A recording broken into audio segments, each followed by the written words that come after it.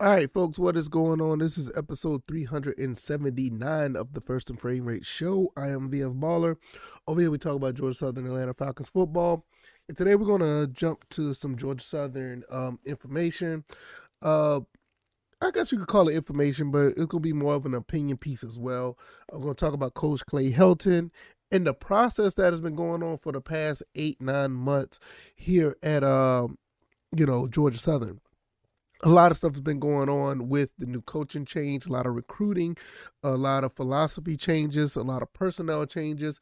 And I just got a simple question to ask, and we're going to dive into that. And I want to know your thoughts and opinions about it. If this is your first time here, welcome. This is the First and Frame Rate Show. You can find me on YouTube and Rumble. I'm also on Anchor, Stitcher, Spotify, Apple, and Google Podcasts. So if you want to listen to the audio side of this show, it is there for you to listen to your convenience.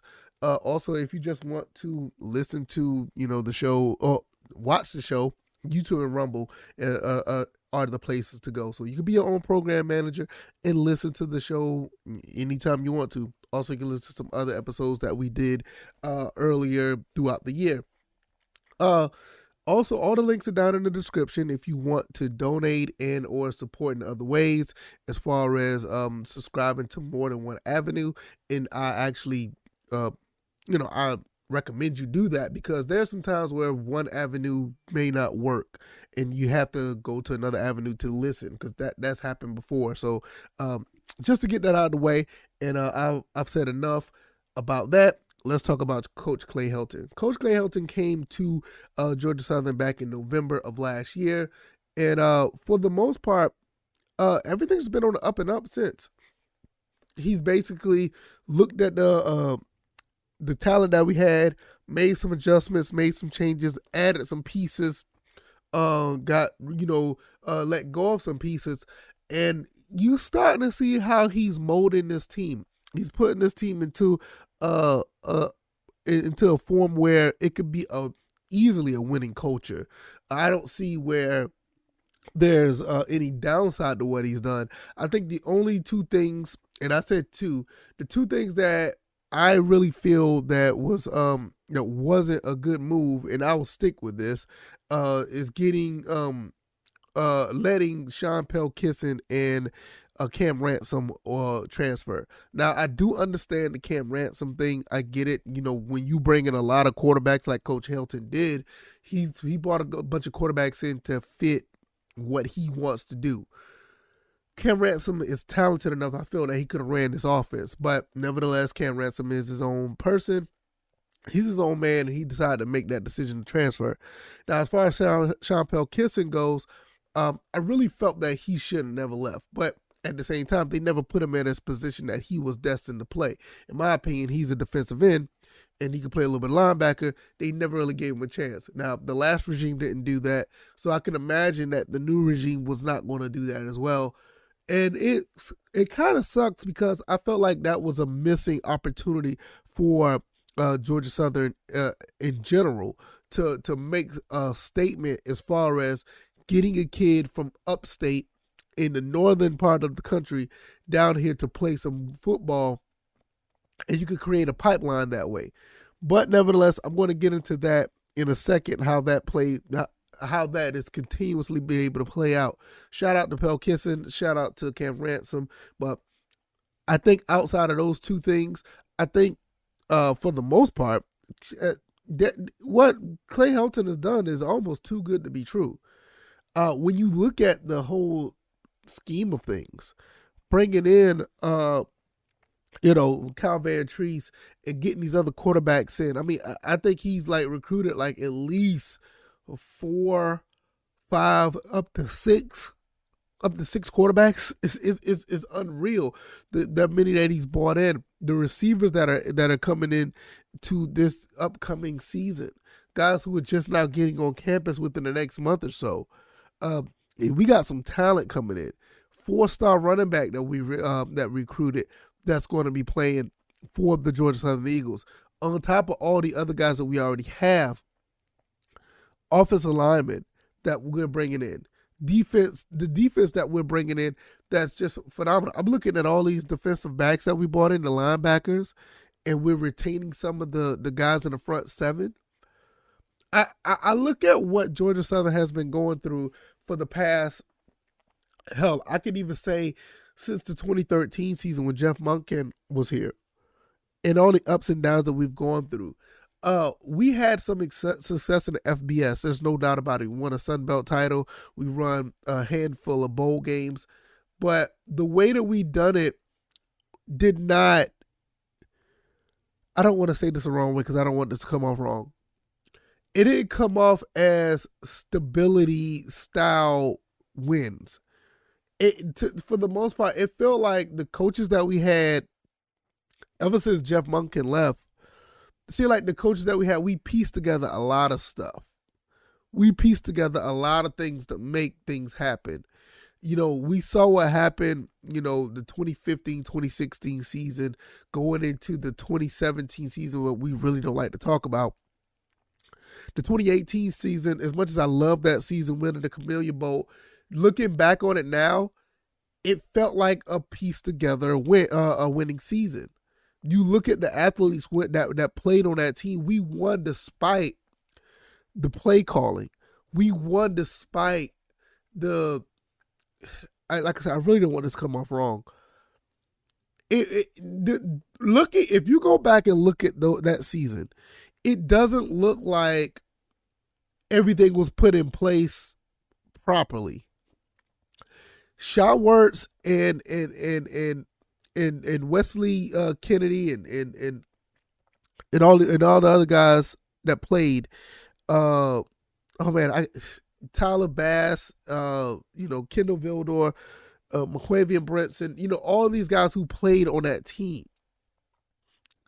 They basically went out there and played well with bad play calling. And I really feel that it was bad play calling. We were able to be successful throughout that. And it started to show in later seasons. Even when we won the RL Carrier Bowl, a lot of that stuff that we played was okay, but it wasn't to the point where it just didn't feel established. Going into the 3-9 season, where a lot of things just fell apart, it really showed its head at that point. Now, when you look at what we have now with Coach Helton, you feel a level of establishment. You feel a level of stability. And it's not a knock against Coach Lunsford, because what he's done was something really amazing as far as turning football players into men. He can recruit very well. I think he's a pretty good football coach. I just think the guys behind him that did the coordination, the offensive coordinating, just was not there.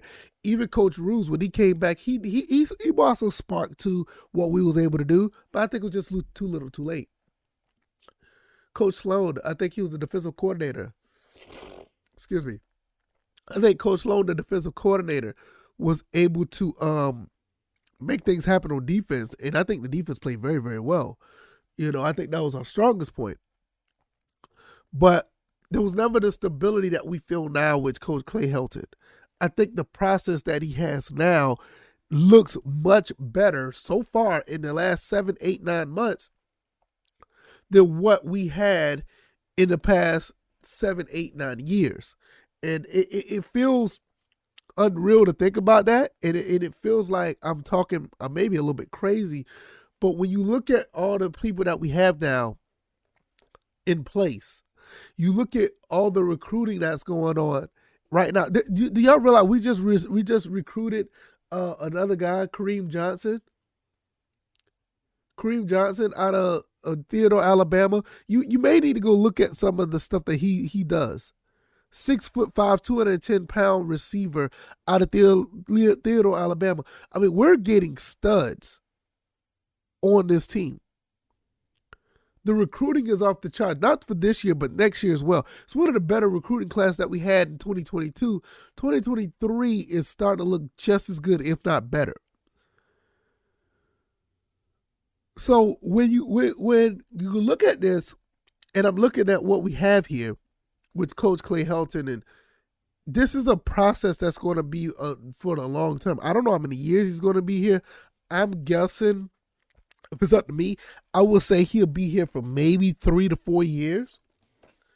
But in those 3 to 4 years, if he's moving at the pace that he's moving now with the players that he have now, we're going to be established for a long time. Because you're going to look at other proteges that come behind Coach Clay Helton that can actually coach this team in the same light that it's being coached and recruited right now. You know, when I look at that and I think of that, like I said, I sit back and think like, what's going on with this process? I don't think Georgia Southern ever seen this type of process take place. I don't think Georgia Southern has ever seen a coach come in and really flip things around, and not only flip things around, but to flip it into a point where this looks like it's a winning formula. Now, I will say this because there's a lot of naysayers out there. I think honest criticism, I think you have a right to be, critical, but you have some people here that's just flat out just saying negative things just to be negative. And I'm not going to say it's necessarily the Georgia Southern fan base.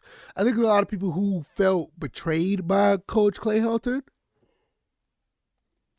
Whatever. You feel betrayed by Coach Clay Helton, get over it. You have the people that are in USC that are still talking about this man. You need to worry about what you're doing in your football program. I'm pretty sure that your football program could be. I'm pretty sure your football program is going to be really successful in the Lincoln Riley. So why even deal with us? We're not worried about you.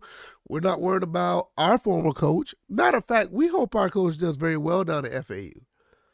The way you live in right now down there in Florida, not too far from the beach. Hit my mic. Hit down there. Down there by the beach. You can't ask for anything better than that. But nevertheless, I think that the naysayers, a lot of them have really fell back a little bit, especially the ones that were Georgia Southern fans. A lot of us was kind of scared of change. A lot of us really like Coach Chad Lunsford. I did. I liked him a lot. But I understood what was going on, and bringing Coach Clay Helton in at first felt like it was a gimmick. It felt like, oh yeah, Jared Binko, okay, you got the chance to pull somebody in from USC, somebody who won a Rose Bowl title. All right, this is a PR stunt. No. Came on the ground, got it on the ground, and started putting in work. Got a guy from Buffalo, which I said I was talking about the Northeast. Got a guy from Buffalo to transfer down here to play football at quarterback. Got a 4-star recruit running back from Florida. Got a lot of guys throughout the state of Georgia, keeping them in-house to come play in Statesboro. Do y'all guys remember going to every county of the state to find talent?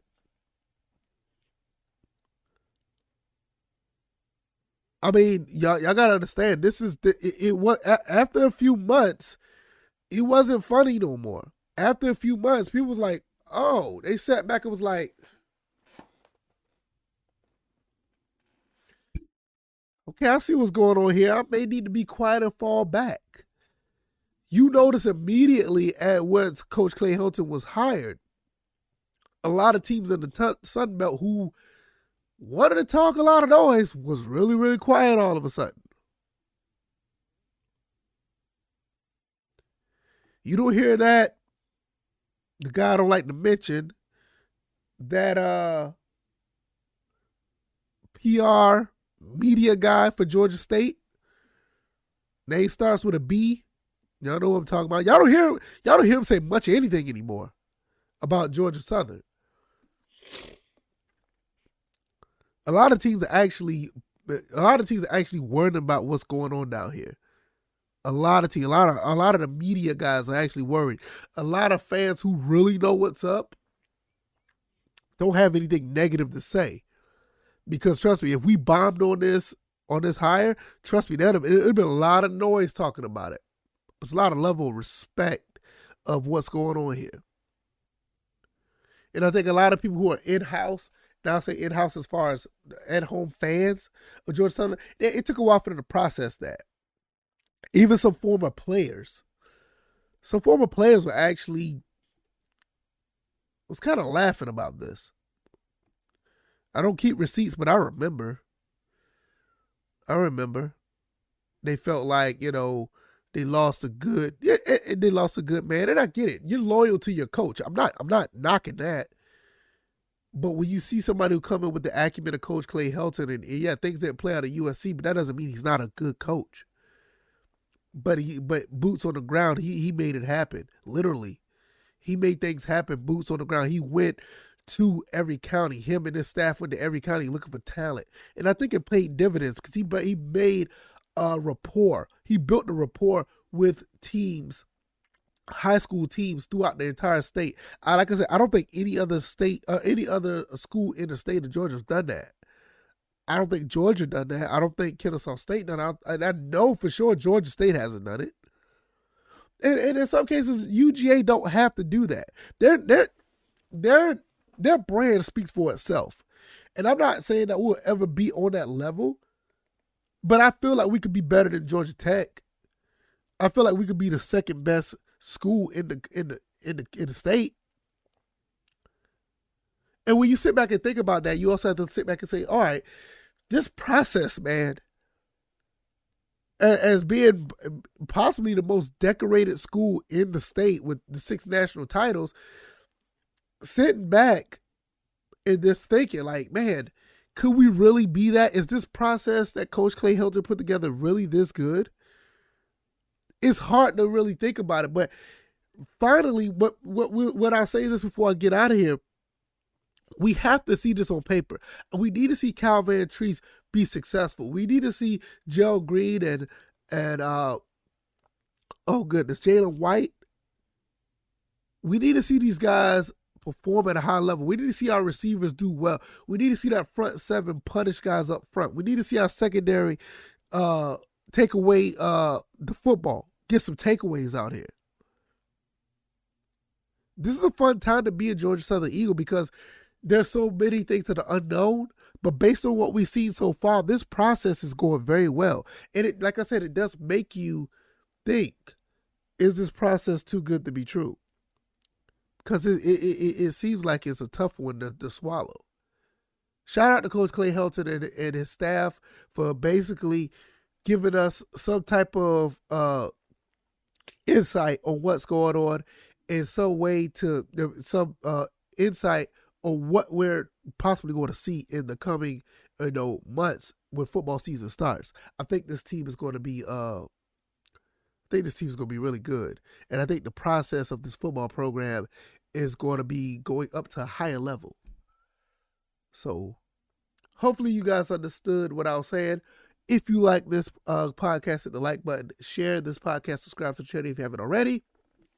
Coach Clay Helton, episode 379. Is the process too good to be true? I'm starting to think that. I've been thinking that for a while now, to be honest. And I want to know what your thoughts as well. You can find me on Anchor, Stitcher, Spotify, also Apple and Google Podcasts. I'm also on YouTube and Rumble. All the links are down in the description if you want to check out the show and give me some any form of support.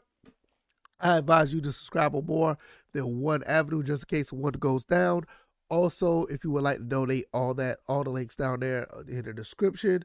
And I will see you guys on Wednesday. Thank you guys for making it this far. I really appreciate all the numbers you guys are producing, making the show be more popular than it was the day before.